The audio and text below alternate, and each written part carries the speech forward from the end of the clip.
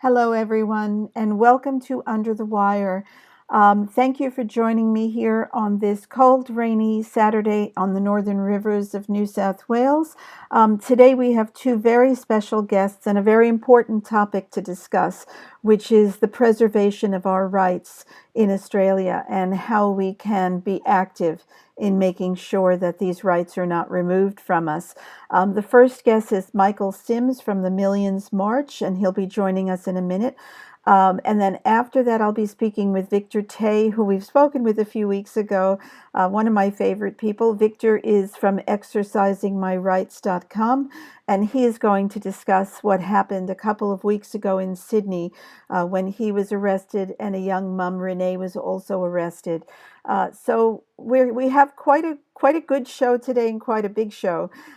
Before I start, though, I want to very quickly thank everyone who's out there supporting the Vaxxed bus. We have a lot of people asking when the bus is going to get on the road, and the answer is as soon as we are all let out of house arrest, we will be making our plans to get on the road. Um, yes, it's cold, Penny. It's pretty cold here today and very rainy and gray.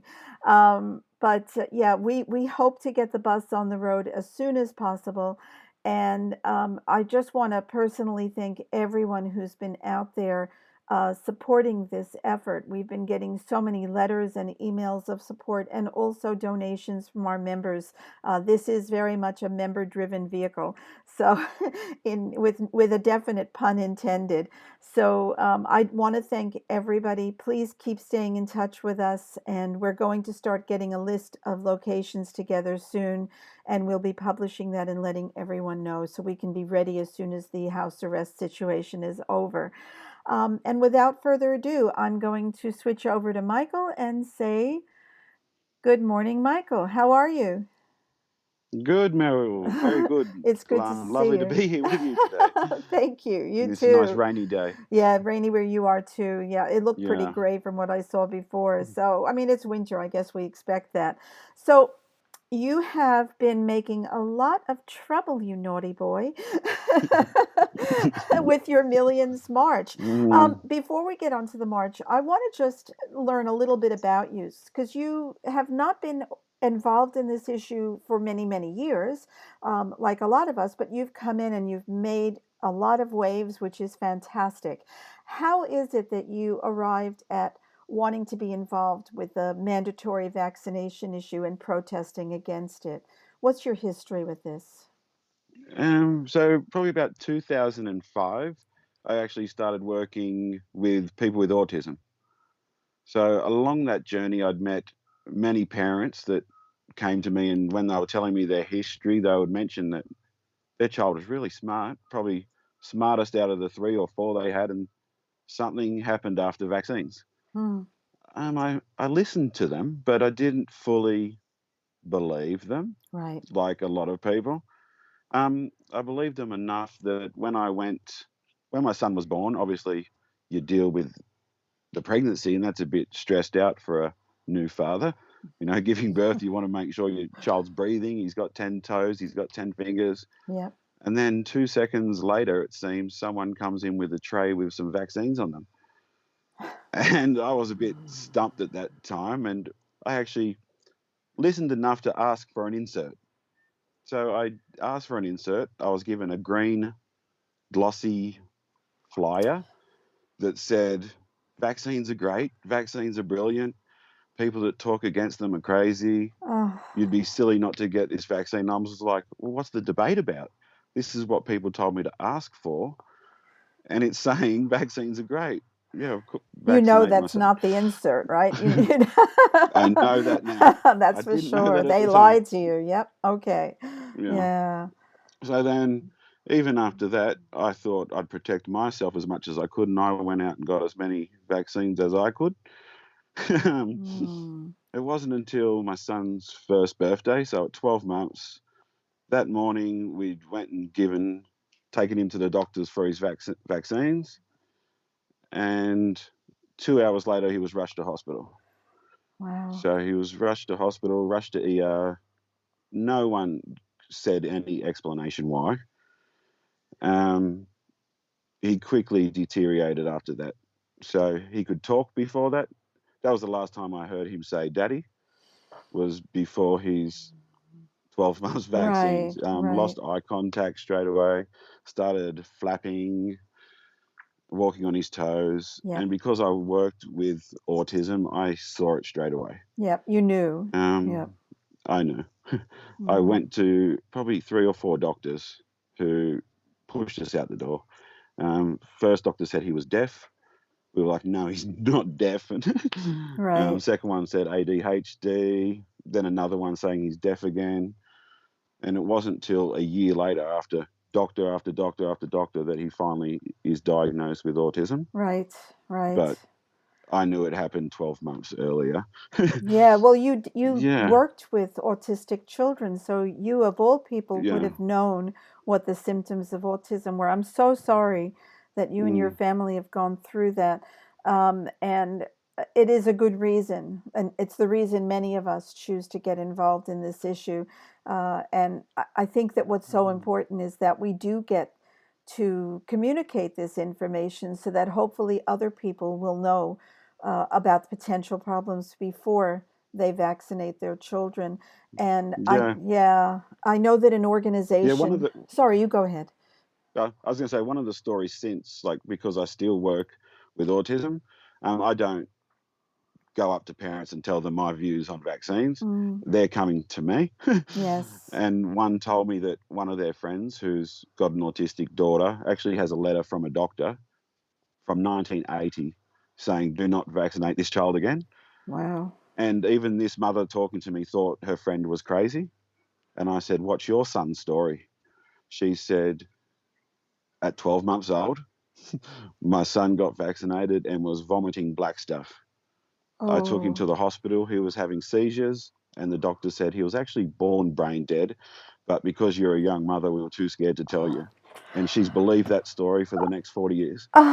You know, it is amazing how we've put doctors up on such a pedestal that even when they say the most ridiculous, illogical, unscientific things, like what that doctor said, many of us will believe it. And I think that's one of the first things we need to Mm, do is tear down that pedestal.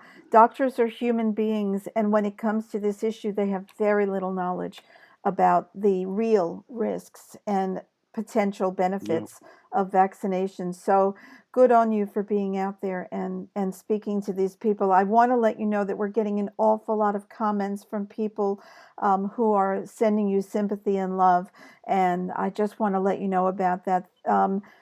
One person, Tracy Lucas, says, "How old is your little guy now?" he's 10 now. 10 years old, and still in the on the autistic spectrum. He's, Ah, yes, yeah, very, yeah. yep. Okay, so Vanessa says sending huge hugs to you. Thank you, Vanessa.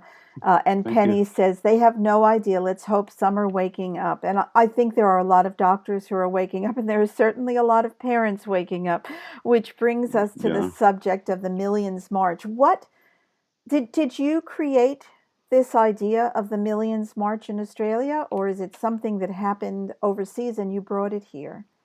yeah. So basically, I got on Facebook probably 2 years ago. So I've only been on Facebook for 2 years. Hmm. Um, I quickly followed some American people. So I've built relationships following their rallies and their movement, and it was them that brought it to me. Right, So they've had it for maybe a couple of years, and they wanted to evolve it to other countries. right. And it's something that I think we do need in Australia, especially at this time. Was there a reason why you chose May 30th as the date for the Millions March in Australia? Is that when it's happening overseas or? Yes, Yeah. same day as America. So this is a global initiative. We are getting out and protesting in spite of a lockdown situation, or maybe the lockdown actually adds to the interest because, from what I've been seeing, these events are going to be incredibly well attended in most places. Are you getting much feedback from people about what what their interest is in going to these marches. And just to let you know, before you answer that question, sorry, I've had a lot of people asking where the events are. At the top of this broadcast, I have links to the main Millions March page and every event. It's so far in Brisbane, Sydney, Melbourne, Perth, and is it in Canberra or no? Yes, Yes, Canberra and Canberra. Hobart. Okay, and Hobart too. Okay, I hadn't seen Hobart. Hobart's jumped on. Okay, I don't think I put the link to that. I'll add that one on afterwards. That's fantastic. Tasmania really needs some representation here, and there's Mm. some great groups down there that I know can do a fantastic job of organizing at short notice. So, um, the question is, what sort of interest are you seeing from people in attending these marches, these rallies? Sorry, not marches. Um, Massive, massive, massive, massive. So originally it was just against mandatory vaccinations. That was the point of it. Then once all this COVID-19 stuff came about, there's people that may have not have wanted to join this before, but now they're seeing the forced flu shots, they're seeing Yes. the lies from the government, the lockdown laws, the laws that are changing every day without reason. And more people want to fight for their rights now and are seeing what's wrong, seeing what we've seen for a while. More people are starting to see it now. And that's a very positive thing that's come out of something that's incredibly negative. I know we see that at the AVN too. The interest in our organization has shot through the roof. And we're seeing that groups that were involved in other issues that were sort of afraid to even look at the vaccination issue and the issue surrounding mandatory vaccination, as you said, they're jumping on board now because they can see Yeah. that all of this is connected. It's all about protecting our rights because it's obvious that the governments, state and federal, have turned into petty dictators and they are not protecting our rights. They're removing our rights. So, what event are you going to be in? Do you know? I'll be in Sydney Right. on That's the fantastic. 30th and hoping to catch Victor at the end of that. And we do an interview with each other and have some speeches and things like that. Fantastic. I think that's great. I'm going to Mm. be talking to Victor about whether he's going to be at the Sydney event because I know that he walks from 2 to 4. So he may just drop by. I don't know. I'll find out when I speak with him after I'm finished speaking with I'm hoping you. so. All right. So I understand that the Sydney event is actually registered um, and is going ahead with police approval. I don't know if approval is the right Yeah. word, but the police are aware of it. Are you expecting a large police presence there that day? And do you foresee the police as being a problem or a helper with this event? It's a good question. Um, Originally, I was hesitant about the permit. I didn't want my name or anyone else's name linked to it. It Hmm. be denied, and then they come straight after us for running some illegal event. But we have the permit. They've actually told us where we can walk. Their plan is for us to. They think we'll have enough people that will fill that whole street up and down the street, and that'll look Brilliant. great in photos. So they know that. I do have doubt that they could change their mind and block us from entering there if they want. But so far, they're saying we have access.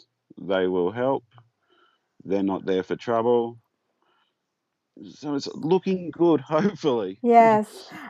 We've had rallies before, we not being the AVN, because the AVN's participated and promoted, but we haven't organized them. Where I remember I was at one in Brisbane probably 3 or 4 years ago where there were a couple of thousand people, and the police could not have been more wonderful. They helped. We felt protected by them. We felt that they may not have been on side with our issue, but they were there to help us and protect us. And I'm hoping that all of the events that are taking place, the police presence will be one of assistance because they've got children too. In most cases, they have families, they care about the community. So you would hope that that's the case. But in case there is a problem, do you have any advice for anyone when dealing with the police? If the police kind of get in your face and they ask for your name, for instance, are you required by law to give them your name that you know of? Um, okay. By law, they say you're not required unless they have a valid reason. And Okay. then there's all the back and forth about do they have a valid reason because it's COVID-19 emergency laws. I'd give them my name. Yep. Um, I'm suggesting to people to shower the police with love, not hate. Yep. So we love them guys. We'll be peaceful. Then if something does happen, it's clearly on them, not on us. We weren't aggressive. We weren't aggravating anything. Yes. If the police come for me and arrest me like I thought they would before we got the permit, I'll just tell them I love them. Come and take me. That's it. It's That's it. okay. Yeah. That's a good approach, I think, because yeah, they are in a difficult position too. They're doing a job that they may not necessarily want to be doing.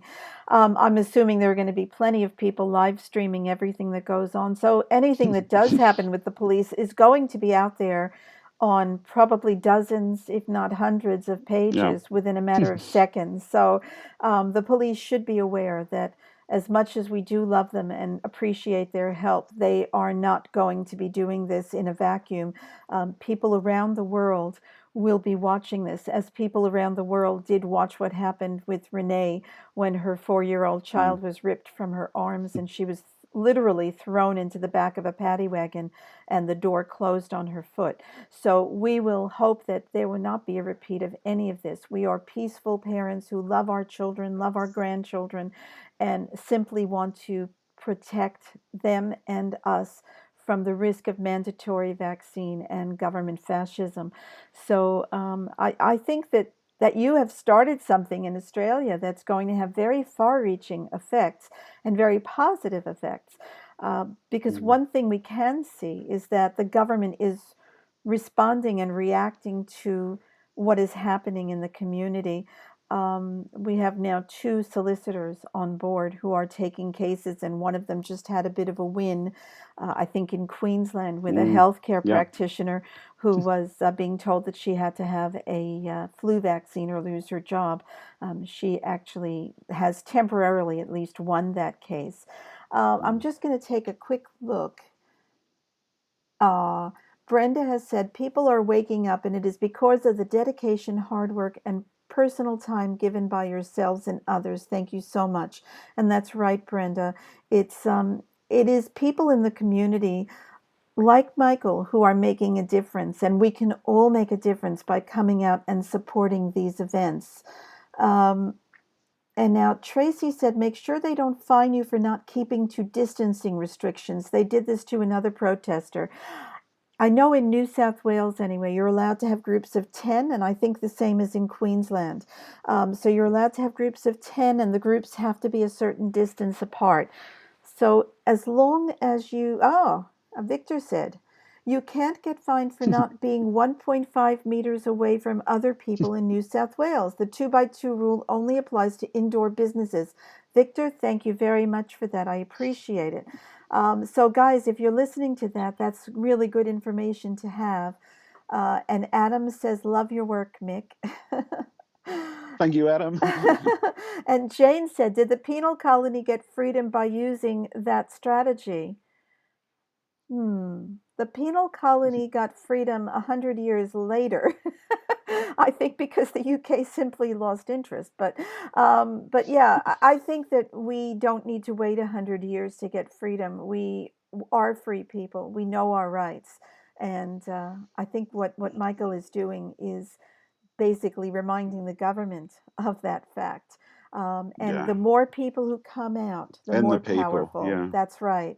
That's right. Because we're seeing it in Europe and in the United States. And if you want to talk to what's happening over there, that would be great. I know you've been in contact with a lot of these groups. So, what sort of responses have they been getting when they've gone out and protested?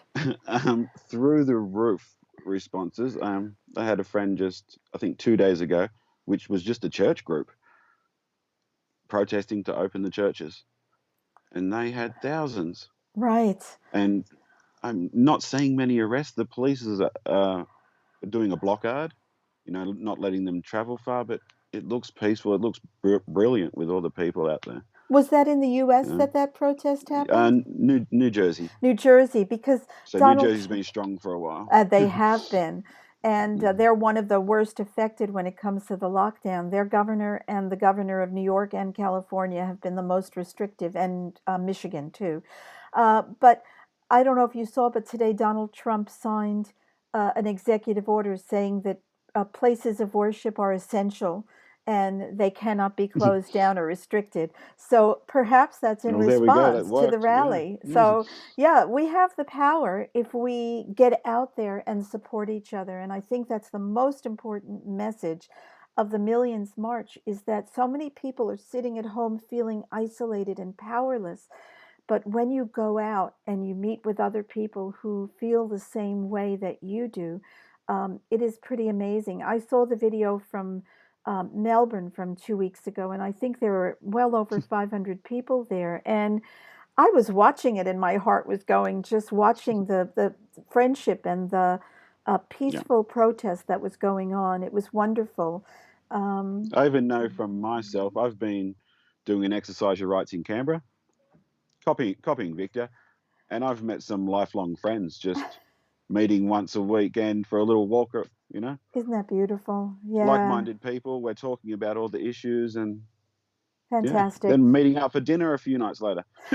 And I know a lot of the people who've been going to these exercising your rights and who are planning on going to the rallies have never been to something like this before. And they're coming out and saying, "Why did I wait so long? This is fantastic." Yeah. So, yeah, I think that it really does help empower you. Have you got a helper there? Yeah, my son just tried to come in the room. Okay, it's fine if he does. It's not a problem. Now, I've got something from Sally Ann Clark, who's in the Philippines, where things are pretty horrendous. They made a mistake of locking up smart people in their homes. We people have time to research, time to ask questions, time to network. And they lock us up. Yes, you're right, Sally Ann. It's a big mistake, and one that I think they're going to come to regret. You're still on lockdown in Manila, and I know Manila. If I'm wrong, tell me, but I believe in Manila, you can only have one person from your home leave at a time. They have to have a written pass, like a hall pass from high school, and there are only certain reasons why you're allowed out of your house. You have to go straight there and then come straight back. And Sally Ann says so many new contacts, even here in the Philippines, people reaching out and opening eyes. And that's brilliant. I know that my cousin contacted you not long ago, nephew, sorry. He's almost the same age as me, so I tend to think of him as a cousin. But yeah, he contacted you not long ago in the Philippines, and it's great to see that sort of networking taking place. Vanessa Bassett said, "That's me. I've never been, but will be." Good on you, Vanessa. Good on you. And it's going to be a great day wherever you're going to be. Try and bring some friends along too. This Yeah, is, definitely yeah, bring some people with you. fill your car. Put yeah. Yeah, it's good for the environment. Just get as many people into that car as you possibly can. Um, and let's demonstrate our support for freedom and for health rights. Uh, Now, I have a couple of other questions you may or may not know the answers to. Feel free to tell me if you don't. Uh, if the police arrest us, and I probably shouldn't go back to this because I don't want to be negative, we'll end on a positive note. But if the police arrest us, are they required by law to tell us why we're being arrested? They are. They are. Okay, so that's good. So you can ask them, can you please tell me, officer, why are you arresting me? And are Yeah. they The problem has been that they don't know why. And then Hmm, that's when someone doesn't know an answer to something, they become frustrated. yeah. And I've seen that with a lot of the Victor videos as well, that he's asking them questions. They don't know the answer, or they're changing their answer over and over and getting flustered at the same time. Yep. Yep. Mm. Yeah. So, uh, here's Fred. Hi, Meryl, Dorian, Sally Ann Clark. Hello, Fred. Good to see you here. Um, Vanessa Bassett says she's going to bring other people and she's got a seven-seater. Good on you. Good on you. That's brilliant.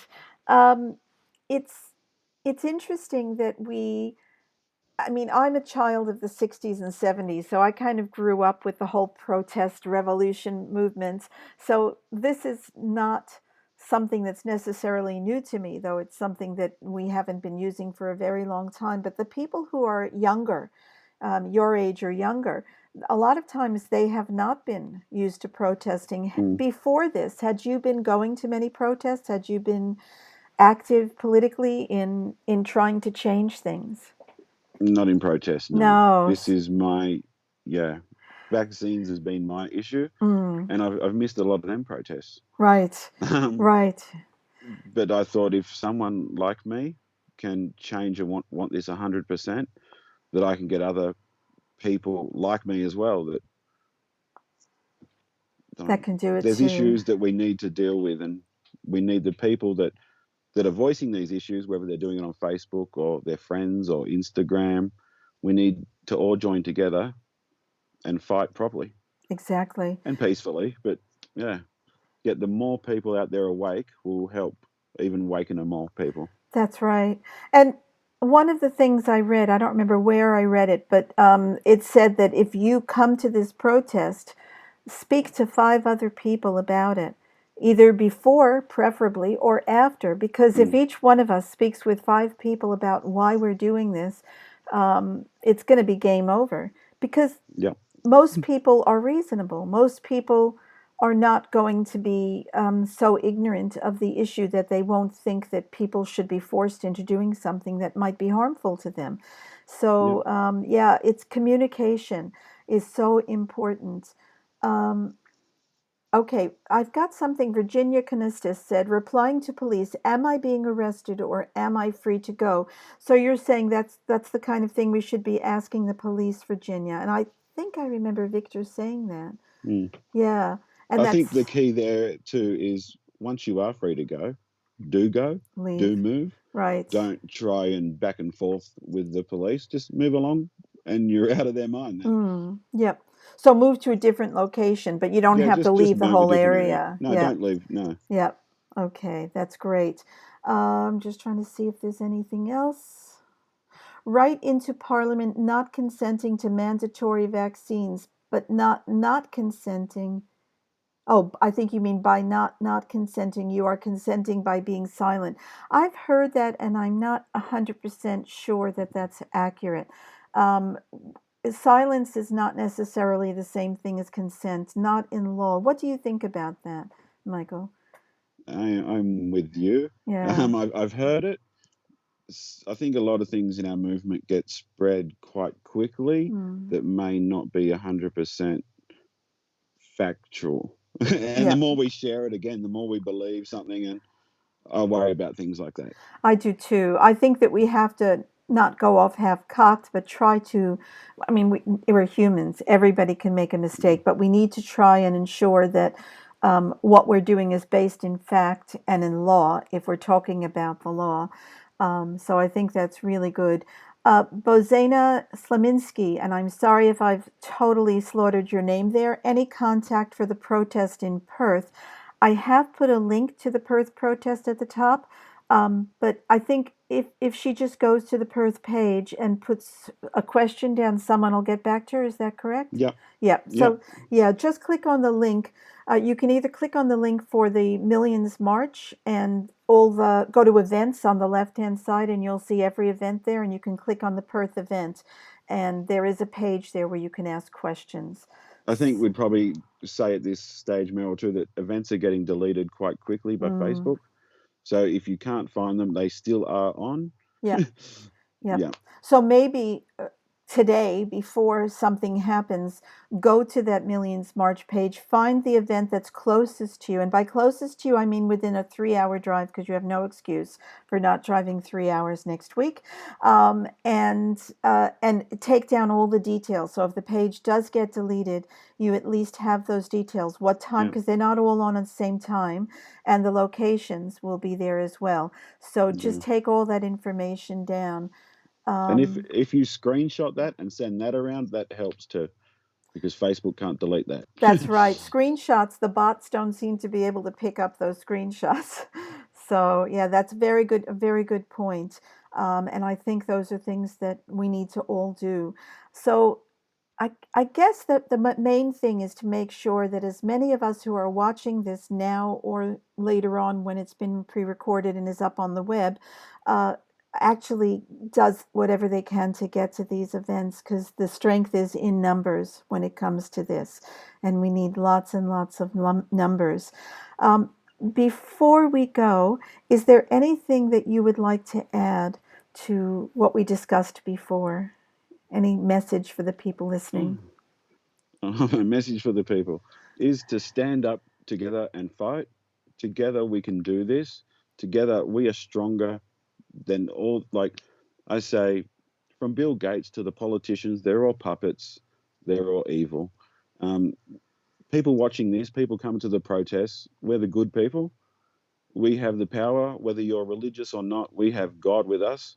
We have the light, and we're stronger as long as we stand up and don't just sit back and take what's happening. Fantastic So yeah, message. Yeah, thank you, Michael, so much. That was great. I really appreciate it. I wish you a great rally next weekend. thank you. I will be at a rally too, though it won't be Sydney.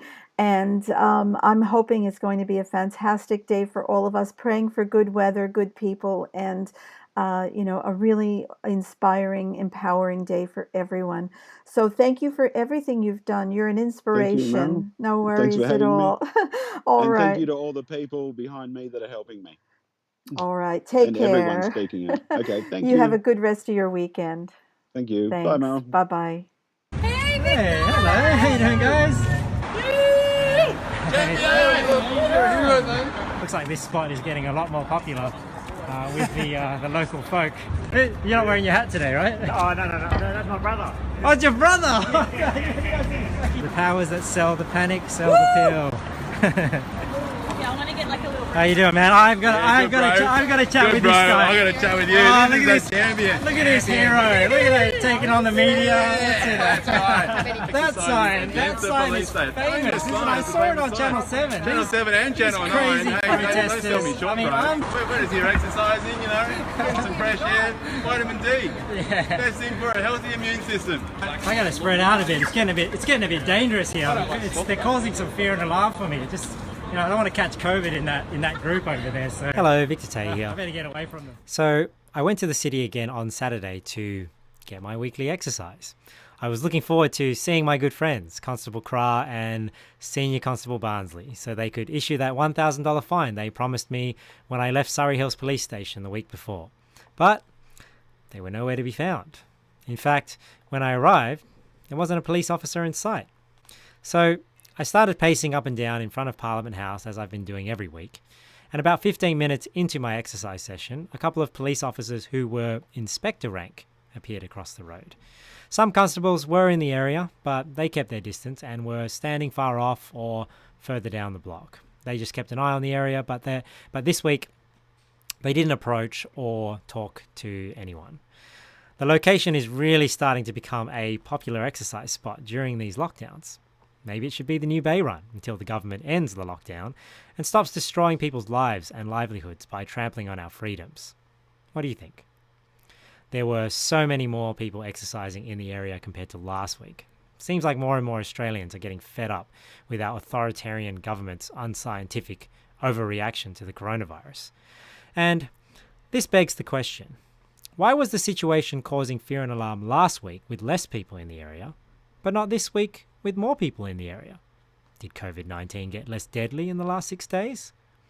Isn't it amazing what happens when the government tells people they no longer need to be afraid of public groups up to 10 people?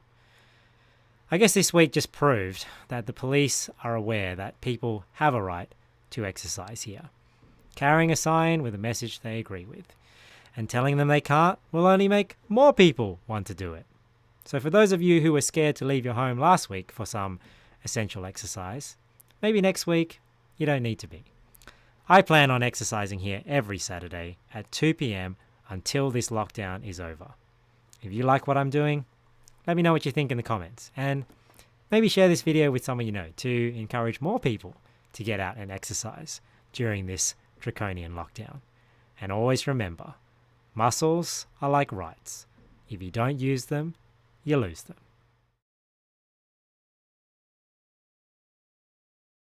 Sure. Okay, welcome, Victor. It's so good to Yeah. see you here. Let me make sure we're not muted. We're not. Okay. So we've all just seen your video of day 6, and you've been doing this now for 6 weeks. Are you going to be going out this afternoon and exercising your rights in front of Parliament again? Yeah, that's right. I'll be out there exercising, so I plan on getting there at 2 o'clock. And yeah, I'm in my gear. I got my headband on. You're So ready. yeah, it's good. This interview will kind of get me amped for a bit of exercise this afternoon. Yeah. Hopefully, I see more people out there as well. Yeah, that'll be good. What's the weather like in Sydney? Is it cold and rainy like it is up here or no? Yeah, well, it is forecasted cold and rainy, but this morning it was quite sunny. So maybe the Oh, afternoon. I was thinking of posting something on Instagram, just saying, look, it's a little bit of cold, but that's not going to stop me from getting some essential exercise. So exactly. yeah, Like the police, like the post office in the United States, neither rain nor hail will stop you from your yeah, that's appointed it. rounds. Yeah, Okay, in season, out of season, rain, hail, or shine. exactly. So, exercising your rights, that's such a brilliant name for what you're doing because you're right. You have to exercise those rights or they're going to be gone, just like your muscles.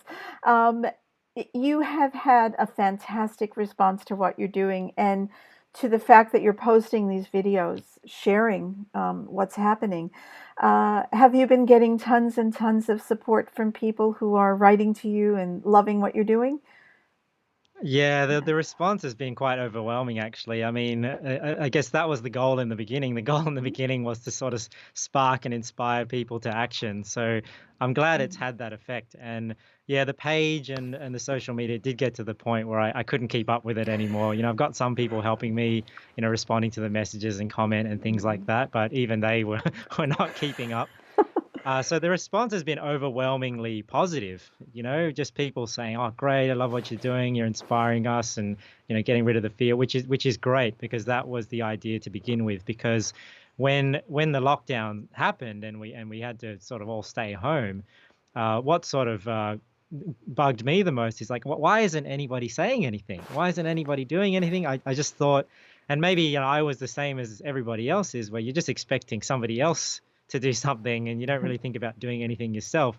So when we came up with the idea, we thought, well, maybe this will spark all those that are discontent out there and all those that disagree, and give them the courage to speak out if somebody just sort of heads that spear. So I'm glad it's had that effect because that was originally what we wanted to do. Yeah. So I'm glad it's sort of encouraged people, especially during this lockdown. So I feel like getting out there and getting out of your house, especially during this time, even more so is important because the lockdown is trying to keep you in. So if there's a way you can get out and express your opposition, like you sort of mentioned with Michael, I think it'll have like a double effect. Yes, yes, it's incredible how we have fallen prey to that fear so quickly and so easily. I never thought that would happen. I thought people would question straight away, what are they basing this on? Where is the science to show that this lockdown is even necessary? Where is the science to show that Mm. coronavirus, which was only identified about a month before the lockdown started, where is the evidence to show that this is going to be such a terribly deadly disease? And the answer is none of that existed when the lockdown came in. Yeah, and then more and more information that comes out, it's just, more and more showing that the government can't really hold up their story and justify what they're doing, but they sort of have to. It's almost like they have to play like they're easing it off so they don't reveal the fact that they made this huge mistake to begin with. But yeah, I think that kind of boggles my mind as well because it's like, you know, it it's almost like with this coronavirus thing, the people that you expected to be, intelligent and awake and aware of what's going on have even bought into it as well. And I get that comment from a lot of people, like people they know, oh, I thought they were pretty switched on or they were quite skeptical of government. But when it comes to this coronavirus, like it's like so many people have just bought into it. They're just so scared That's it. that, I guess fear makes people irrational. It does. Edward Bernays, who's basically the father of modern marketing, he wrote a book called Propaganda in the 20s. I think that Adolf Hitler actually relied very highly upon that book when he started in Nazi Germany. And he Mhm. basically said if you can keep people in a state of fear, you can control them. And I think our government and the governments around the world and the World Health Organization and Bill Gates and all those players, they've learned that lesson really well. And I think it's time for us to learn when we've been played, when we're being manipulated. And my feeling is at this present time, we are very much being played and we're not thinking, we're simply reacting, and it's time for that to stop. So, exercising your rights comes in. How many places are you aware of? I mean, I didn't know about Canberra having exercising your rights, I knew about Perth, but how many other locations are you aware of that are actually starting to do this? Well, the only other location I knew of is in Perth, so there was a lady there that was going there. But I think because you know, I guess the difference is because in Sydney, like I'm committed to being there every week. And, unfortunately, most people are not like leaders, they're followers, right? So if there's Mm, not somebody that's there, they know is going to be there, they don't kind of want to be the one that's there and there's nobody else there. right. So you kind of need somebody heading things up in different locations to give the confidence for other people to go. Yep. So whilst there have been pockets here and there and little groups that have done it, I don't think there's anything really consistently going on in any other state at the moment. So Sydney, and it's not it's funny because the obviously the videos, make it seem like more exciting than it is, but last week was actually pretty big. Like last week there seemed to be a lot of people there, and I think because the week prior with the arrests and with Renee's story, I think that really made people upset, to Yes. get out and do something. Last week the police largely left us alone. I think they realize now that they're damned if they do and damned if they don't. If they try and stop people, that'll just make people even more upset and want to go. Mm. But then if they don't do anything, then people won't be scared to go out and make their voice known. So it'd be interesting this afternoon to see, especially with the weather, to see whether we'll have the opposite effect, what they wanted to do. So I don't know, but I think the police are definitely thinking more before acting And that's after what they the should reaction they be. had. Yeah, they are Yeah. going to be streamed where whatever they do, there are going to be lots of people taking video and putting it up their lives. So, like I said to Michael, they're not working in a vacuum. It's interesting, the psychology of what you said, the fact that I was actually thinking the effect would be the opposite, that people would be afraid, oh no, people got arrested last week, I'm not going today. And instead, there were a lot more people there last week.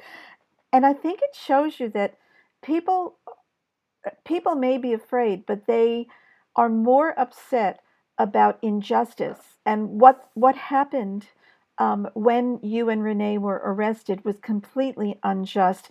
Can you tell us a little bit about what happened that day? That was two Saturdays ago, right? Yeah, yeah.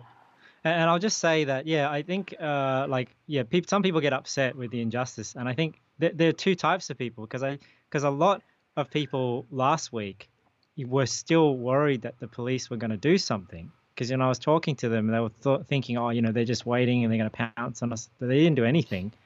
So I'm hoping that maybe the people that were fearful last week realize, oh well, nothing's going to happen anymore, because a lot of people that I spoke to on the day were saying, oh, like this person was thinking of coming or that person, but I'm here to like got to scope it out for them first. And just before I move on, like the other thing you said was, yeah, I think it's very important that people do record their interactions with the police. I don't think people realize even the psychology that the police have now that they know they're being recorded. They will be on their best behavior, because even Right, though they have those body cams on them where they have to tell you they're recording you, I mean, the chances of that footage getting out, it's very rare that they release that footage. So right. you don't want to depend on the body cam footage of the police officer. But if you just pull out a camera and start recording your interaction, it could greatly change the outcome of that interaction, because they know they can't just get away with something. That's right. Yeah, so in terms of what happened that day, are you asking what happened leading up to my arrest? Well, I mean, I've seen the video, and I hope that everybody watches your video. You've done a great, it's like about a 30-minute video of the whole day. But yeah, Mhm. what happened to precipitate the police arresting you? Do you know yet? Because to me, it looked like they had just told you to move on. You walked across the street, and all of a sudden, you're under arrest. Why Yeah, do well, you they think they that give you this happened? fact sheet like after you get charged. So I didn't actually get fined. So Renee got fined, because she got fined for breaching the COVID restrictions, which was what her fine was. Mine is actually a charge. So mine's a charge for not complying with the move on direction. When I read their fact sheet, because they kind of have to make a statement justifying, why they arrested you. It's like their case, right? It's like the fact sheet that the magistrate looks at. So I think what I realized is from their fact sheet, and maybe they wrote the fact sheet before reviewing all the cam footage. And remember, Sergeant Davey is from a different station to the Right. two officers that arrested me. So I think what happened is, when they finally approached everybody on that side of the street to try and get them to leave, and that's what sort of sparked that interaction that where the police sort of made that group happen. And I was speaking with Sergeant Davey. You see in the video that like the younger Constable Cry, he like sort of initiates a move on and he's about to enforce it. And then the senior constable doesn't say anything. And then it goes to the sergeant. But then when the conversation with the sergeant ends, you can see he allows us to just keep continuing, right? Right. Because he can't kind of justify moving people on or stopping people. So he says, oh, just continue. If you continue exercising, everyone else will exercise. And what I think happened is I don't think the constables that initiated the move on realized that that's what happened. So when they went away and he let us continue, then they assumed that like I had complied with the move on. I think Right. that's what happened. Well, that's what they're stating, but it doesn't make sense because see, Renee got arrested when she was leaving. Yes. So when she was leaving, I was on the other side of Parliament House. So this was like right near the end of the day when, people were starting to go home and we were saying goodbye to each other. So we thought that encounter with Sergeant David was really like the climax. And it's like, okay, well, we had that chat and now they've let us exercise. So it's like, okay, now the day is just going to finish and whatever. So Renee gets arrested on the way home. So you see in the video, like, I didn't know what was going on. I heard somebody calling me. So I go up and then I realize they had that barricade in Yeah, front of us. they So you see me blocked walk you up. with their bodies. They Yeah, wouldn't yeah. allow anyone So, through. and you can see the two constables are on that barricade. And obviously I'm talking to Constable Cry in my video. So I don't know at that point, how did they assume that I complied with the move on? I was still around. Like my wife was still there. Like it's not like I'm gonna leave without my family. So I was there, and I think so obviously I couldn't see what was going on. So I thought, well, they blocked this side of the road, so maybe I'll just cross the road and go down and stand on the other side of the road so I can see what was happening. So me and a couple of other people, we walked away from the barricade, right? And I think they didn't really know what I was doing, right? Because I walked away, and then in the video footage, I can see them going, "Oh, where's Victor going? Like, what's happening?" They just thought I left. So I think that's where they're trying to say they thought I complied with the move on direction. So I walked back down the street to get to a traffic light, right? Because we didn't want to I didn't want to give them a reason to like arrest me or whatever, jaywalking or something. So went down to the traffic light. We waited for the green man. It was like me and this other lady that was like in black, and we were just like waiting for the green man to go green. As soon as it went green, we like dashed across the road. We're running down the other side of the road. So when I'm running down so I'm running with like maybe one or two other people. So it's not just me running down the road to try and get to the other side. I think maybe what the police thought is we were going to interfere, like we were going to run down and cross the road. Right. So when they saw a bunch of people running down, they obviously saw me because of the way I'm dressed. I'm very visible. So Constable Cry comes off the barricade and intercepts me. And that's why there's not much time in between when you're seeing me on the barricade, because I stopped the recording on my phone. And then as I was running, I was trying to get the live stream going. Right. So I was opening the Facebook app. And then when I ran down the street, I pressed go live, and then that's when they ran into me. So that's why you just see it straight away, like, what's going on? And then they're like, I'm warning you, you're not keeping the move on.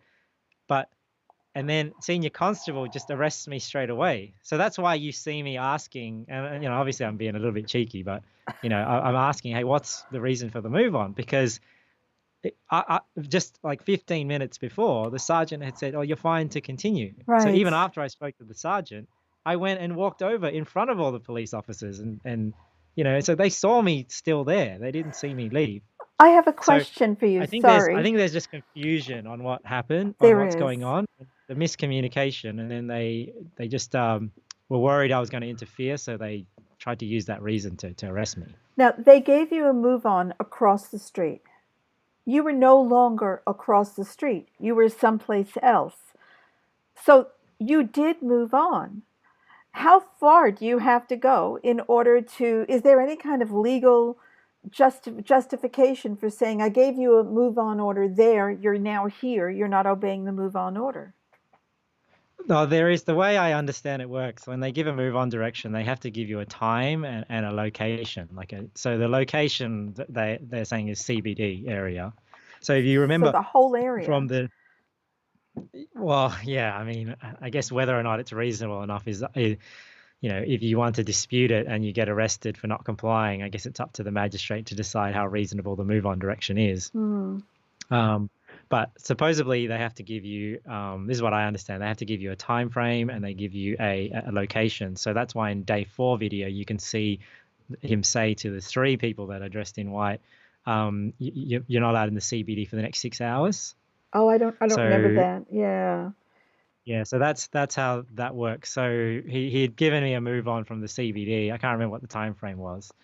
But like I said, the sergeant had sort of cancelled it. So that's why I don't think they'd realized when they sort of stopped me No, on the other side of the road.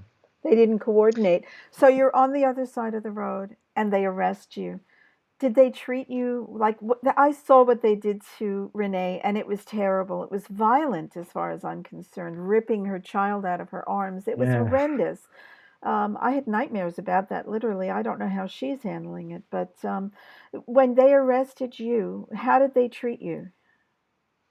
No, I was treated fine. See, my I joke about this. Like my arrest was kind of a bit unglamorous because every all the commotion and all the attention was on Renee, and I sort of got arrested across the other side of the road behind a paddy wagon. Nobody there actually knew I had gotten arrested. That's why people had wondered, like, oh, did I abandon the scene? Like I wasn't there, but I actually got whisked off before Renee got put into the paddy wagon, right? Wow. Because all the attention was on her on the other side. The only people that noticed me get arrested was like my wife and I'm my friend's glad. wife, because they sort of saw me walk away from the barricade and then saw me get stopped by the police. But everybody else's attention was on Renee.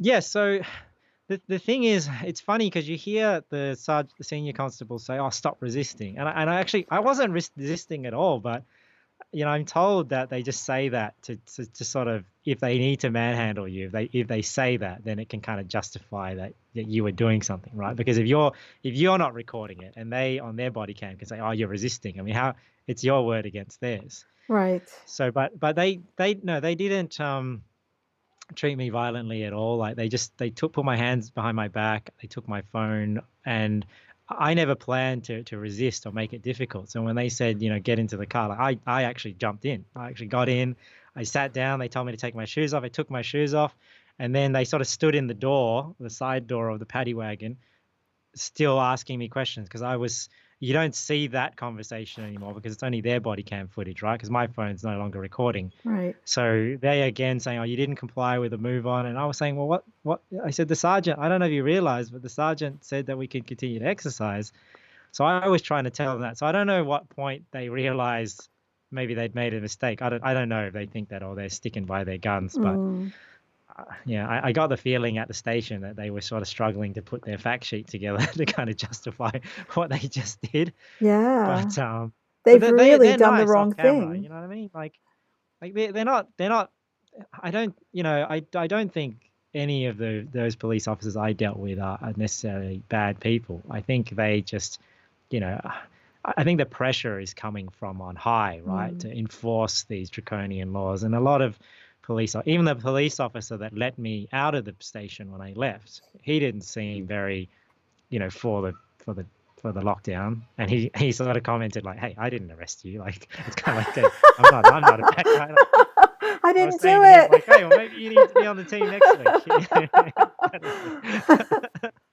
That's So good.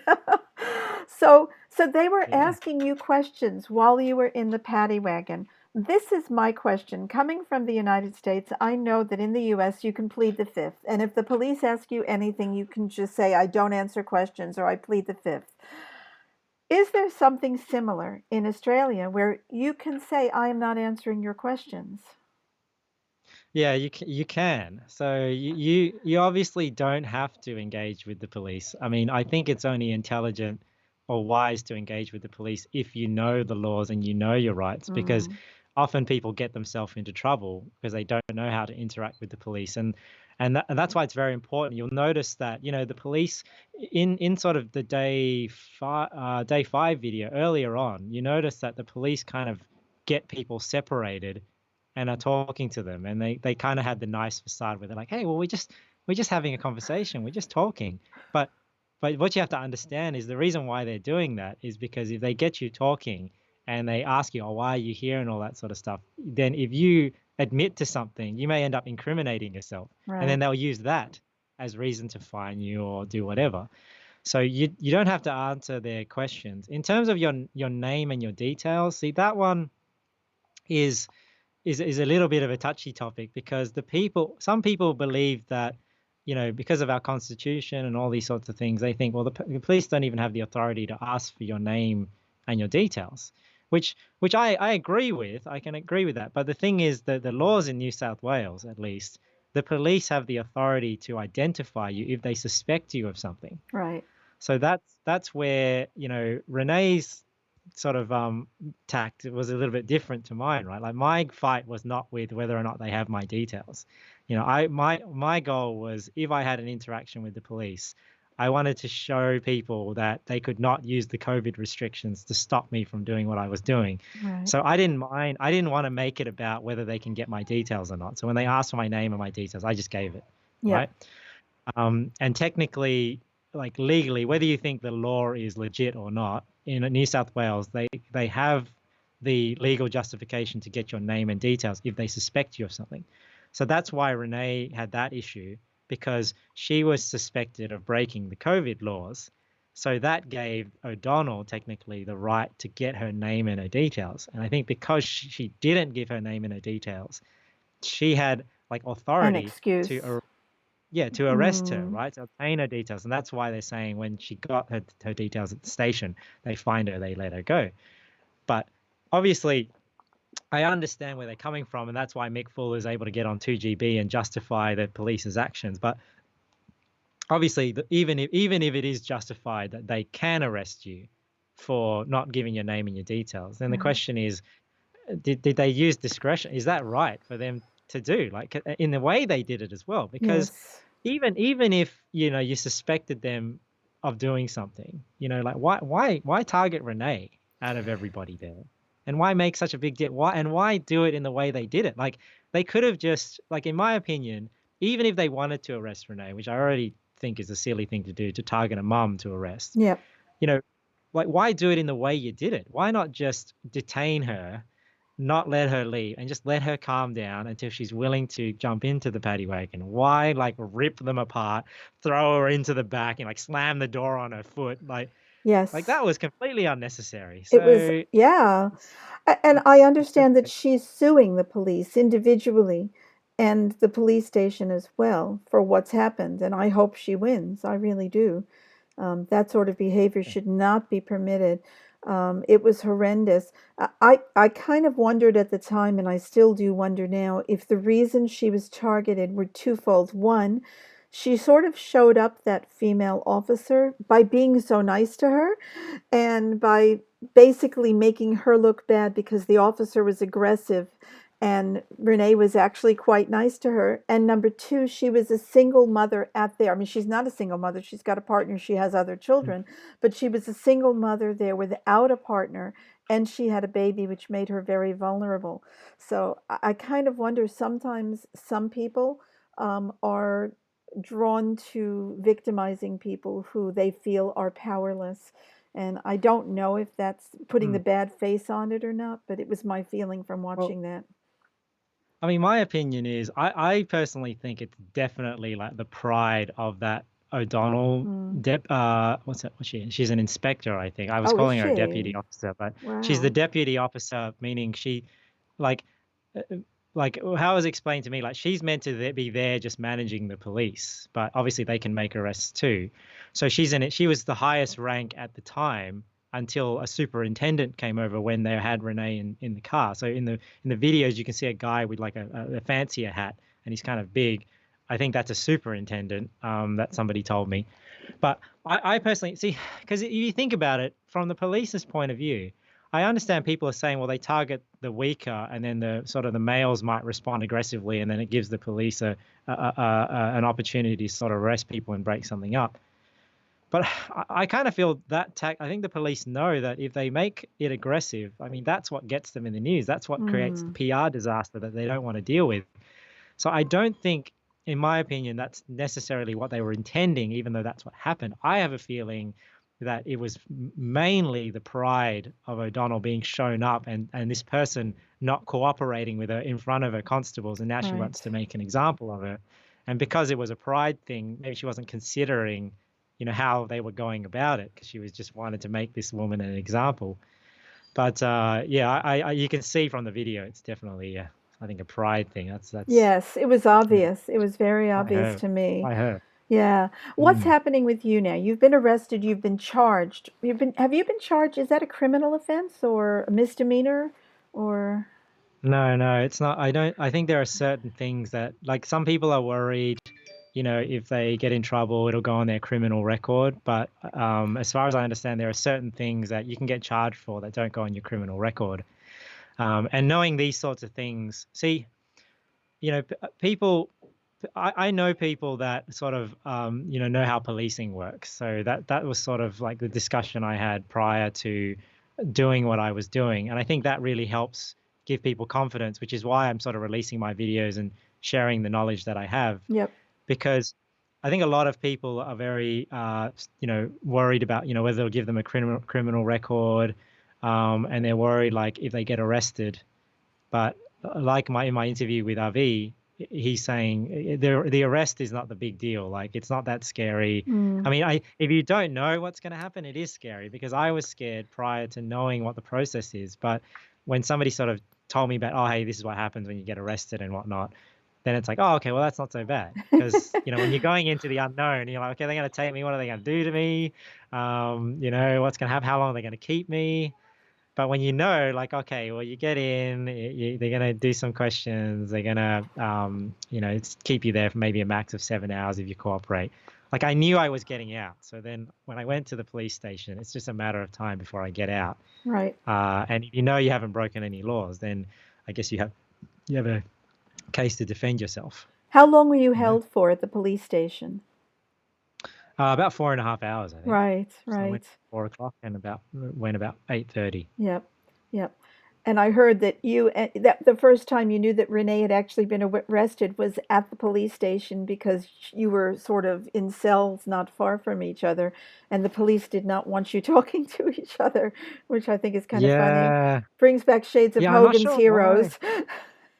Yeah, because remember, like, the reason why I didn't know what was going on when Renee got arrested is because I was walking and talking. Because after Sergeant Davey said, yeah, just continue as you were.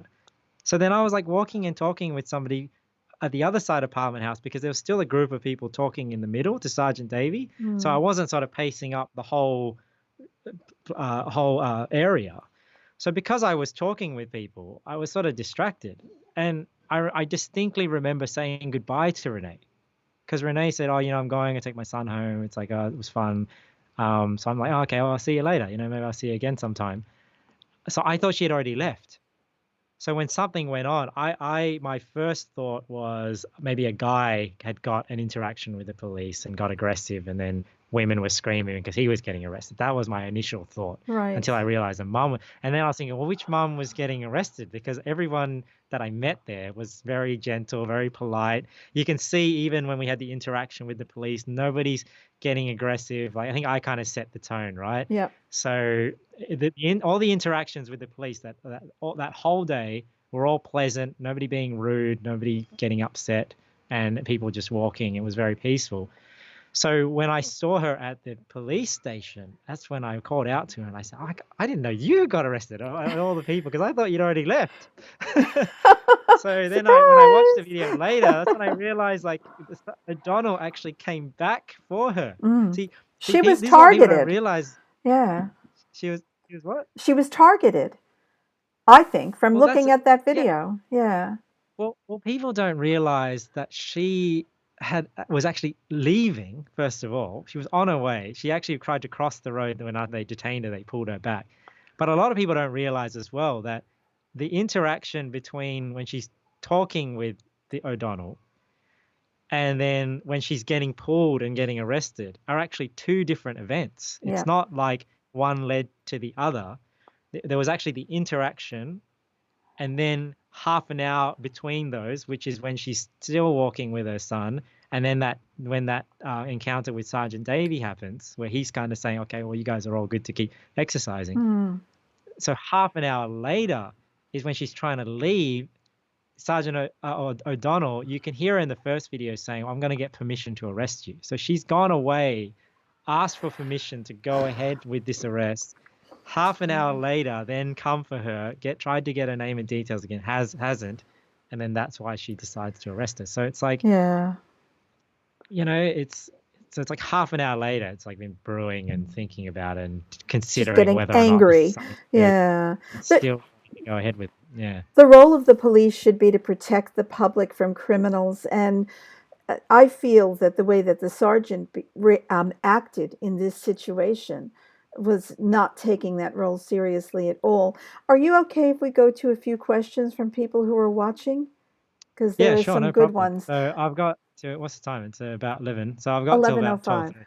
Okay, no worries. Well, we But might talk I just might for just another. mention a few other things while Sure, you go ahead. skim through the questions, because there's there seems to be a couple of reoccurring sort of objections or criticisms of Renee that I just sort of want to touch on. Good. So one is, I think if people understand that the two encounters are 30 minutes 30 minutes apart, then they will realize that the reaction from the inspector is a lot more unwarranted because your sergeant has already sort of came and talked to everyone. Like you know why people are there. They're exercising. Like, what are you suspecting her of that made you target her, and why her out of everything? That's what's so crazy, because it's hard to believe that it wasn't just pride. Because if you wanted to make an example of somebody, why would you make an example of a woman who's with a 4-year-old son there? I mean, there's so many other guys that you could have arrested there Right. to make an example of somebody.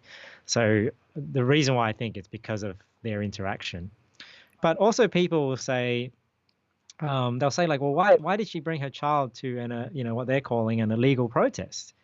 And the thing is, like, I think you've mentioned it as well. I mean, people bring their children to the Mardi Gras. People bring their children to, the climate protests. People bring their children to all sorts of things. But now all of a sudden, if you bring your child to something, you're an irresponsible parent.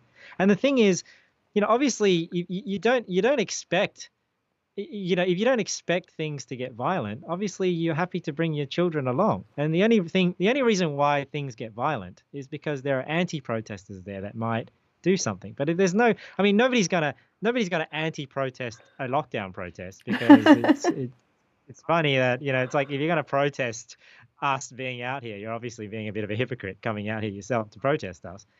So there's no anti-protesters there. So what are the police? It's like Mick Fuller on 2GB. He's trying to say, well, why would you bring your children to an illegal protest? But the only danger there was the police. So That's right. is he saying, like, well, should we be scared then of the police's reaction when we're going out and peacefully walking and expressing an opinion? So obviously she brought her child. There was a family there that had 9 children that kind of were there for an hour. I've seen them before. And obviously I've got my 5 children there. So if you don't expect it to be violent, of course, you can bring your children along. And the last thing I just want to say about Renee's situation is, one thing that Mick Fuller said was, all of a sudden she just became hysterical, in the way she reacted. And it's like, I mean, what do you expect? Oops. Never been to any sort of protest before, let alone just walking with a sign with her son. She has no idea, like, what the police are going to do to her child. She's never been arrested before. You're dragging her violently into the back of a car. I mean, how do you expect somebody like that to react? I mean, do people honestly think that she should have just been calm? I mean, obviously she's breaking down, freaking out because she has no idea what's about to happen. And I just think it's completely unwarranted for people to say, why didn't she just comply? Why was she acting so angry and shouting? because I think any rational person would do the same that has no idea what's about to happen to them. Absolutely. You know, And I was it very wasn't, different. I knew what was going to happen to me, so I wasn't scared. yeah. And it wasn't just her getting hysterical, her child was hysterical. And as a mother, you want to protect that child. And when someone that you don't know, you have no idea who they are, physically pulls that child out of your arms and takes them away, you don't know what's happening with them. You have no idea who's going to Yeah, protect them. I would have been exactly the same, and I think any mother or father would have been exactly the same. And the fact that they targeted and victimized a woman with a young child and no partner with her to protect her and protect that child, I think is more than cruel. It should be illegal. And I think that whatever her name is, Constable O'Donnell, she should be up on charges for that, what she did. But I don't know enough about the law to yeah. I say definitely that. hope that they make an Yeah. example of all of them. Yep. But yeah, absolutely. And this whole idea that she's using her child as a human shield, it's like, no, like I think the natural thing is when your child is crying, you pick them up. I That's mean, right. you know That's what I right. mean? Like and it's like human shield from who? From the police? I mean, is she? Do you think the police are going to beat her or something like that to use as a human shield? I mean, if they're just peacefully detaining her, then what does it matter if she picks up her crying 4-year-old? I Exactly. mean, it's all pretty crazy. I hope it all comes out in the wash because when I listened to that interview between Ben Fordham and Mick Fuller, just made me so angry. Like just how they're blatantly playing the politics and just making her the bad guy, and the way they try and paint it. And it's funny, he even said in that interview, "Oh, I hope she pleads not guilty, so otherwise the body cam footage will be released." Hey, I'd love it if that body cam footage gets released. I'm sure Mick Fuller didn't review Sergeant Davies' body cam footage, I right? wonder if it's I'm going sure to he didn't view any of disappear. it. He just got the brief, right? He just got told whatever they told him, That's it. you That's what know? most people in the media do. They just report what they're told. So Yeah. now a lot of people are asking if we on the AVN can put up on the page a list of instructions about what you can do. Someone here, I'm not going to point them out by name, has actually said that her husband or partner is a criminal lawyer. So I think it would be really useful for us to have a list of instructions that can be put up on our page for what to do in case the police decide to arrest you or question you. Do you have any, other than what you've already said, do you have any pointers for people about what they can do? We're going to try and get some from a legal practitioner, but in the meantime, do you have anything that you want to say to someone who's faced with that situation? Well, there's nothing additional I want to say other than what's in my videos already. I really don't. I've never. I'm not really setting out in what I'm doing to put myself as an expert, an expert on health or statistics, or, I'm trying to point people to who are the experts. And it's the same with legal things. I don't want people to get the idea that I'm like some expert lawyer or expert. I just sort of am promoting, hey, if you know your rights and you know the legalities around it, that will empower you to stand up for them. Yep. And so I went into this situation knowing, through the people I know and people I've talked to, what the laws were around, the COVID restrictions, what the laws were around move on directions, because we were talking about, hey, this is probably how the police would deal with it. So that's why You those are the knew. things I was educating people about, because they were relevant to this situation. Yep. Yeah, I think the only thing you got to be careful of, as I understand it, like obviously you can get in trouble for giving people legal advice, but the way I understand it is when you give legal advice to a specific person in a specific scenario, saying this is what you should do, Right. but it's not legal advice when you're just telling people like, hey, this is how it works. And Then what it's your just rights general are. advice, right? So, We will get a lawyer to actually write us some information that we can put out there generally for people who are going to be going to the rallies next week. Are you planning on going to the Sydney rally before your exercise session? well, funnily enough, I just coincidentally happen to want to extend my exercising hours next week. So I don't know if that was a coincidence or what. Like, I decided to go exercise at 12 o'clock that day, and there happened to be a protest on the same day. You can't have too much good exercise, Victor. I think that's a great idea. I know. So, yeah. So I will be there. I'm glad they did it on the same day because, like, I can't do Sundays. I would have liked it to be at the same time, but Mm, I think obviously I think their event was planned way in advance, right? It's the same time all over the world. yes, it So was.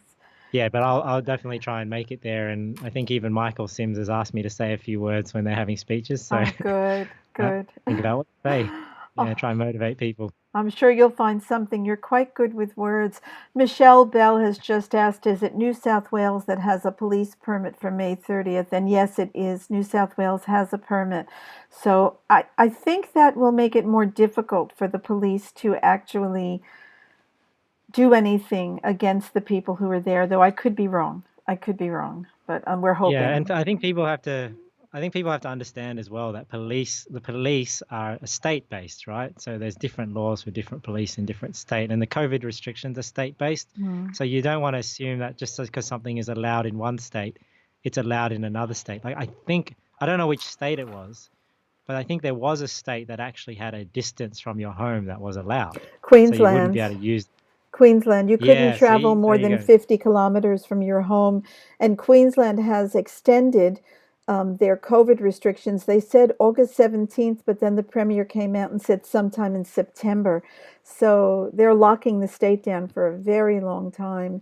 And Pauline Hanson is actually engaged a pro bono constitutional attorney to take the Premier of Queensland to the High Court over these restrictions. So I'm hoping that there will Oh, be a wow, result cool. out of that. Yeah.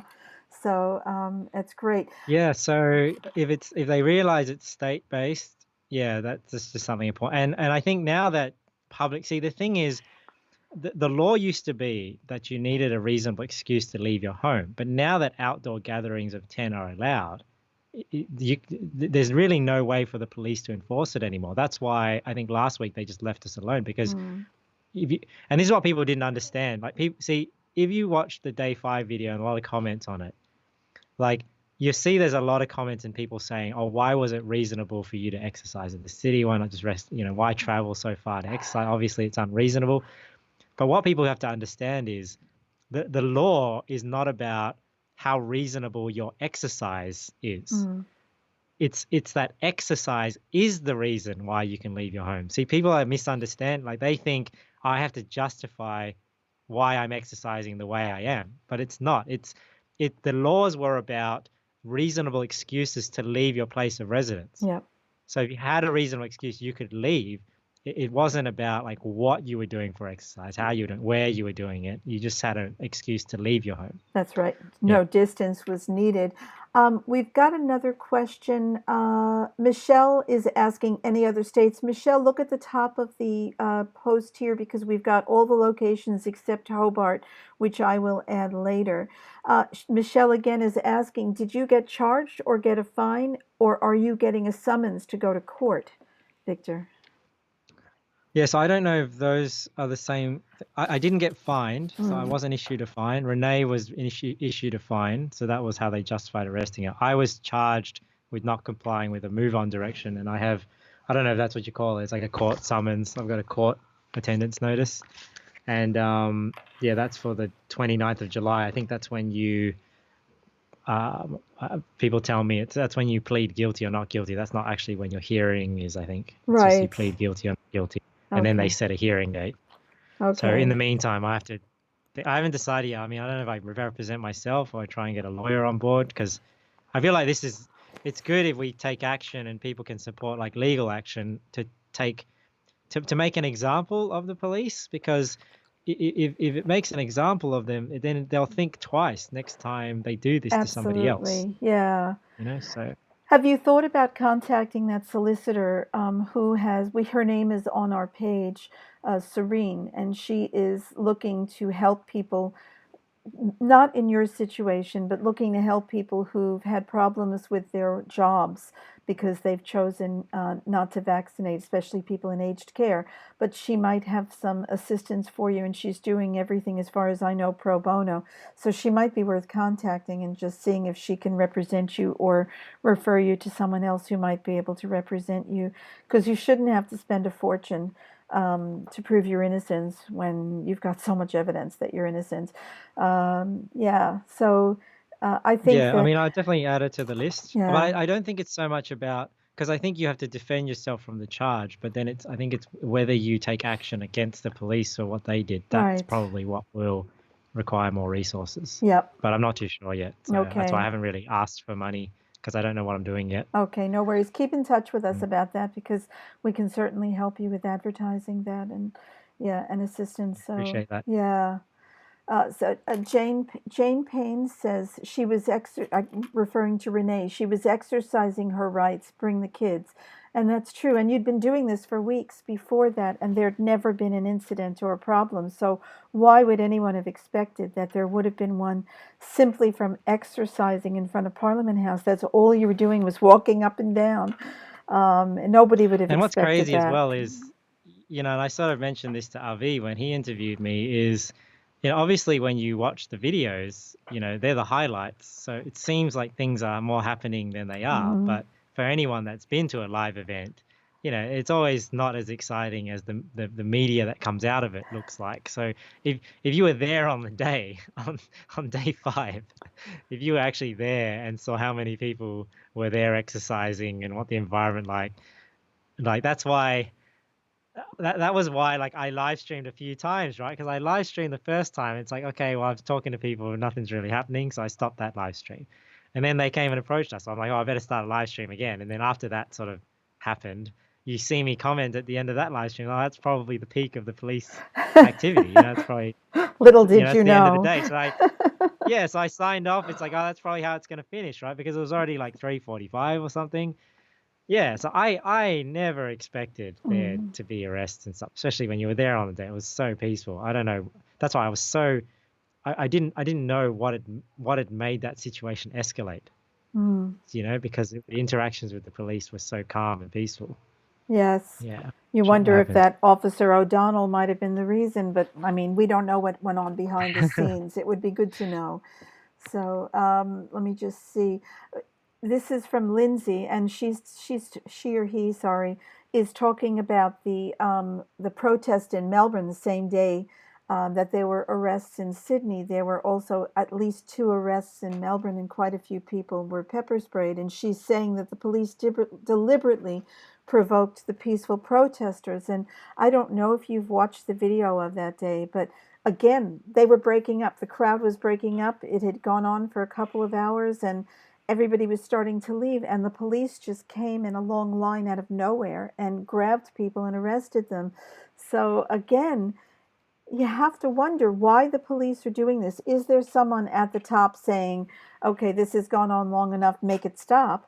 Or is it just Mm, them on their own bet? And I don't know the answer to that, but it is kind of yeah, I crazy. don't know either. And that protest in Melbourne was actually the day after. Oh, So sorry. Yeah. I was exercising on the Saturday, Right. and then there was a small group. So because I think of Renee's thing, that sort of made people want to go out on the Sunday. So there was a group Sunday outside Parliament House, and that's the one that the media covered, right? Right. And I wasn't there on Sunday, and then the Melbourne one that was planned, which was the one that got quite violent and everything like that. But yeah, I mean, it would be great to. I mean, it would be interesting to be a fly on the wall, like when Mick Fuller's speaking with all his inspectors or whatever, deciding what to do. Because you kind of think, were they thinking, well, if we come down heavy-handed, then people will be too fearful to do that? I guess that's your gamble, right? It's like, It well, is. maybe they thought if we did something, that will make people not want to do it. Mm. But what they didn't realize is if they do something, people get even more upset with how the police are treating people and treating it. And so yeah, I don't know how they walk that fine line. Hey, how they decide how to react to something. I don't think they have the psychology right because, as we've seen just from the lockdown with COVID, the interest in this issue of mass vaccination and mandatory vaccination has gone ballistic. Thousands more people are following our pages, and we're getting so many more inquiries. We also are having trouble getting through all of them because there are so many people wanting information and wanting help. So it's had the opposite effect, just like I believe you're saying that the fact that there were these arrests also had an opposite effect and made more people interested in going out. And I think it's because we see that the threat is real. while we're sitting at home and sheltering in place, we can convince ourselves that this is all just going to pass. It's all going to be fine. We'll be going back to normal soon. And when we see things like this, we realize that's not necessarily the case. Now, you have 5 children with a sixth on the Yes. way Yep. very soon.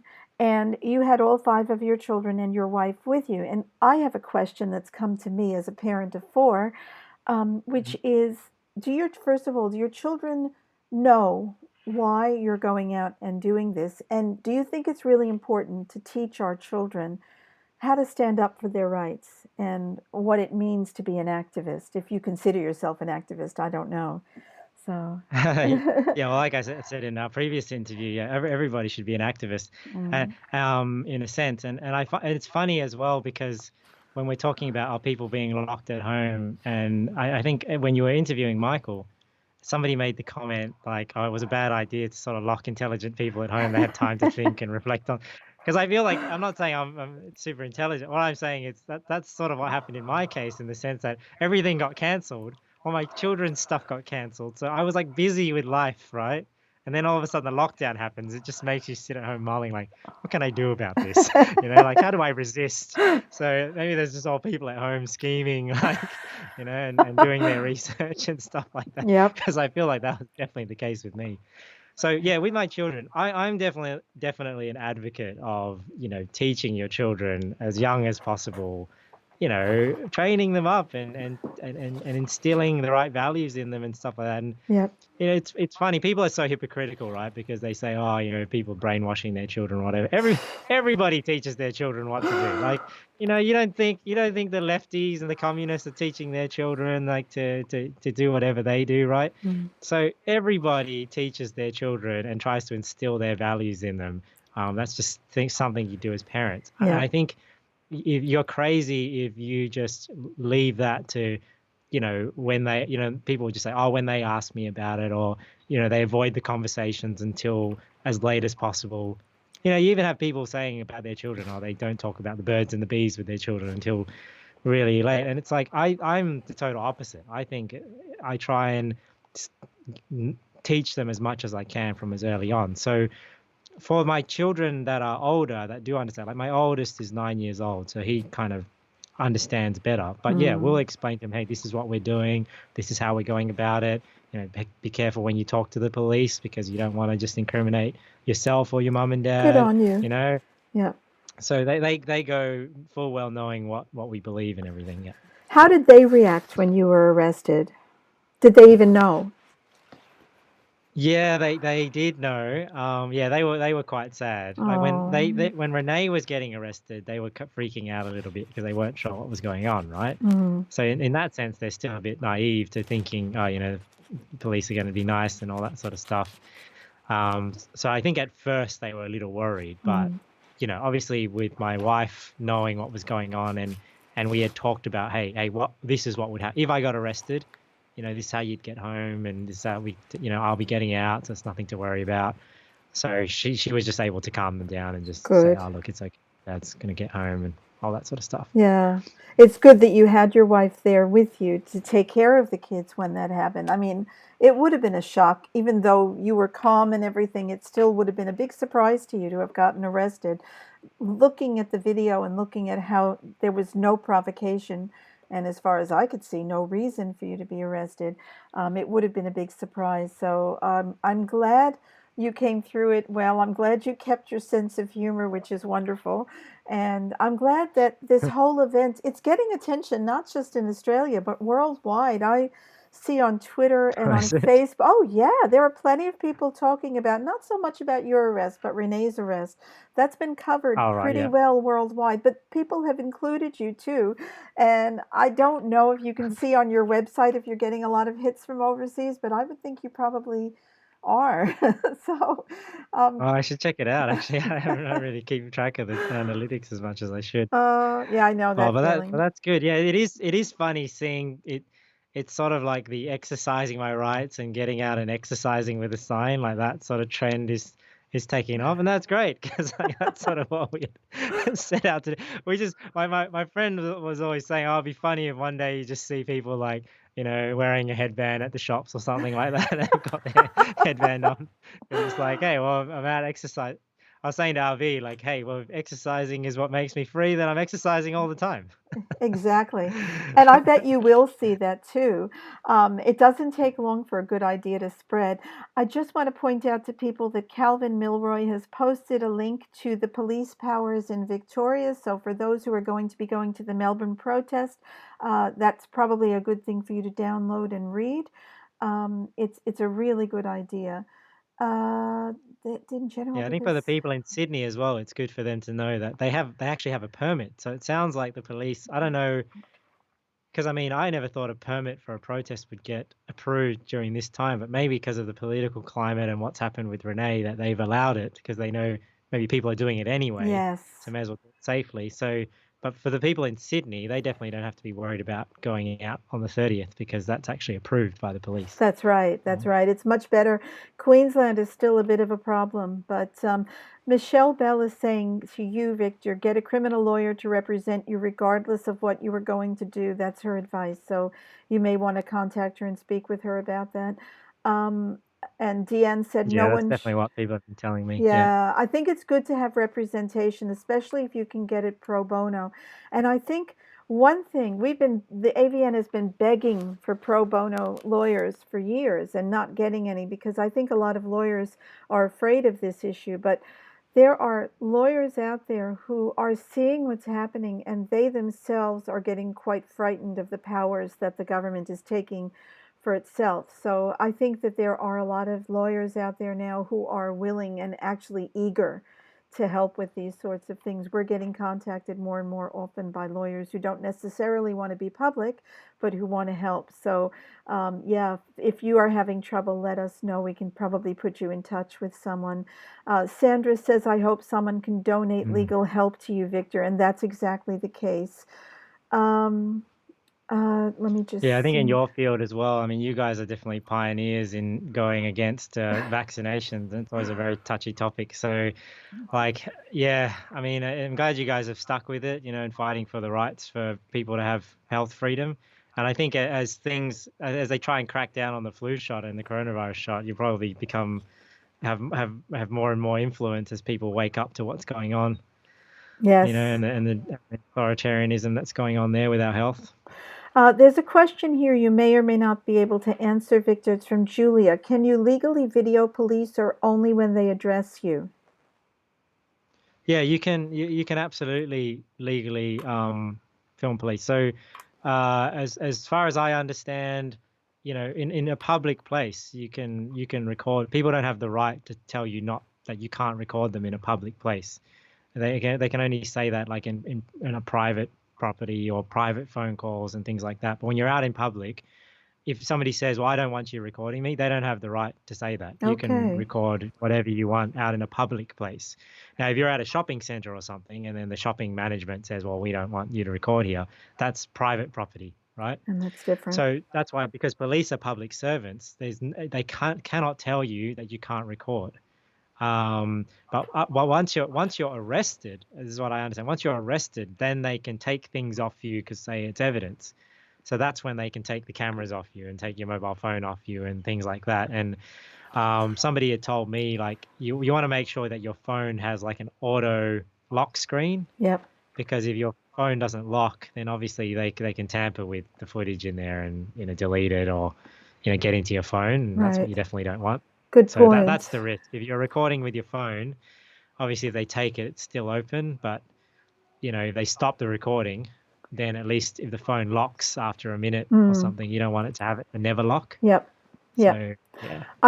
On that point, I have to say that when I go to the protest next week, I'm setting my phone to factory settings and getting rid of everything. I'm backing it up and getting rid of everything so that if by any chance they do access it, they won't have any information in there. My understanding, and I could be wrong, is that the police have the power to demand that you give them your password and they can access the information on your phone. I don't know if that's right.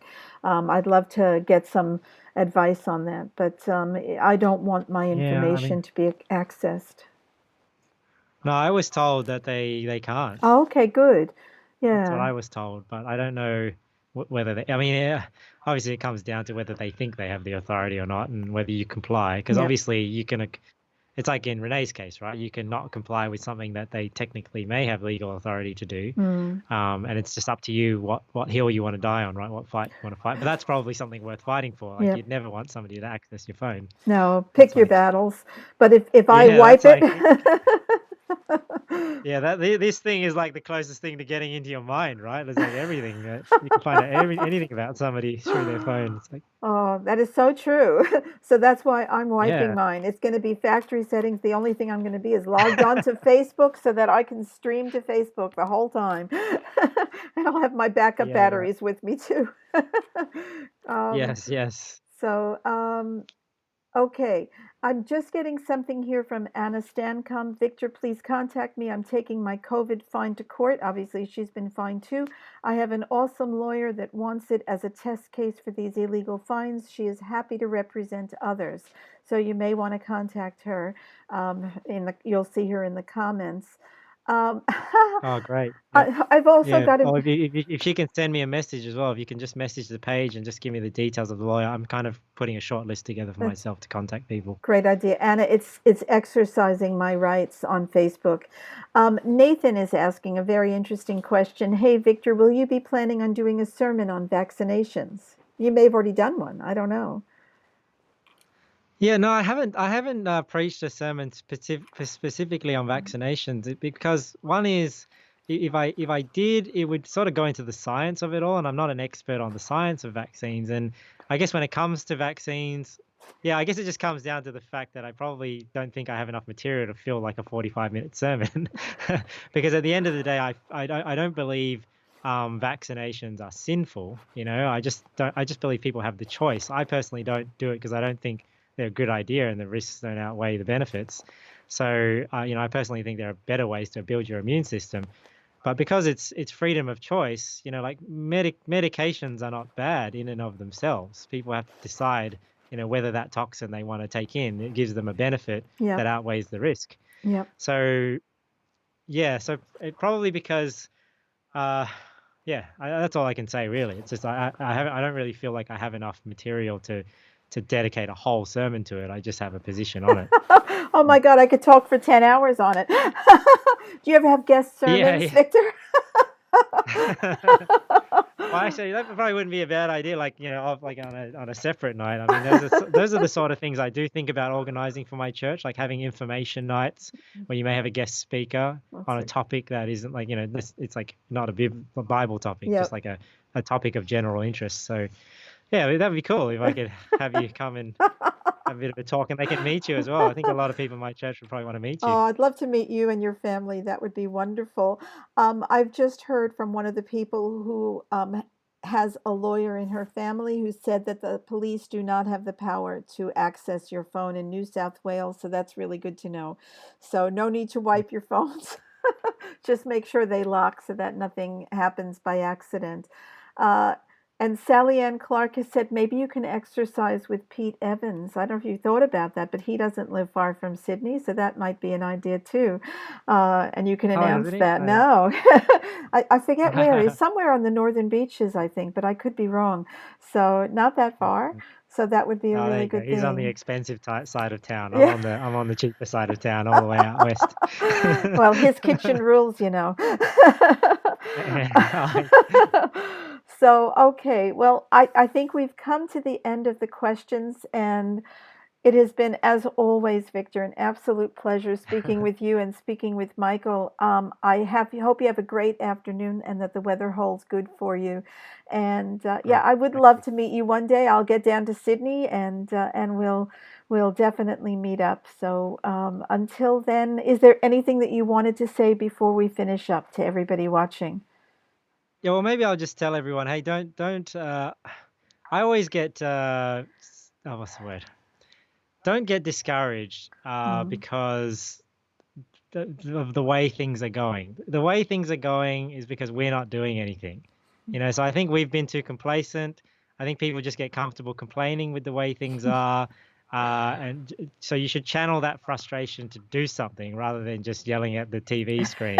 and don't underestimate that one person can make a difference. You know, it only takes a spark to get a fire going. So you just got to get doing something, and you'll inspire others to do it as well. So I hope that's what this movement has sort of done, because that's what I sort of went out to do, is hopefully inspire other people to get involved, to do something, and to speak out. And if enough of us do, we will make a difference. We will, and we are. And before I let you go, and you're probably sick of this by now, but I've got to ask you, say your tagline, please.